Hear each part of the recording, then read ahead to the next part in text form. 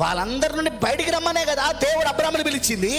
నీ బంధువులను, నీ రక్త సంబంధికులను, నీ దేశ ఆచారాలను, సాంప్రదాయాలను అన్ని విడిచి బయటికి రమ్మన్నాడా లేదా ఆయన? అరే నేను చెప్పేదే దాని గురించి కదా. ఇది మా కులాచారం అని ఓడంటాడు. కులం నుండి బయటికి రమ్మనేగా మేము చెప్పేది. కులాచారాలు, బంధువాచారాలు మా వంశావళిలో నుండి వస్తాను. మా తెలంగాణలో అయితే కాందార్ అంటారు. మా కాందాంలో నుండి వస్తాను. ఇదంతా కాందాంలో నుండి కూడా బయటికి రా. కాందాని కిందని బంద్ చేయదు ఇక్కడ, వంశావళి గింశాలు బంద్ చేయదు ఇక్కడ. నువ్వు వాక్యంలోనికి సంపూర్ణంగా వస్తేనే పరలోకం. అంటే వాళ్ళు మాకు సహాయం చేశారు, తిరిగి సాయం చేయి. కానీ వాక్యం దాటమని ఎవరు చెప్పింది నీకు? ఆర్థికంగా సాయం చేయి. నువ్వు సాయం చేయి. వాళ్ళకి ఎప్పుడైనా అవకాశం వచ్చినప్పుడు దేవుడు అవకాశం ఇస్తాడు నీకు, నువ్వు తిరిగి వాళ్ళకి సాయం చేయి. అంతేగాని నిన్ను వాక్యం దాటమని ఎవరు చెప్పి?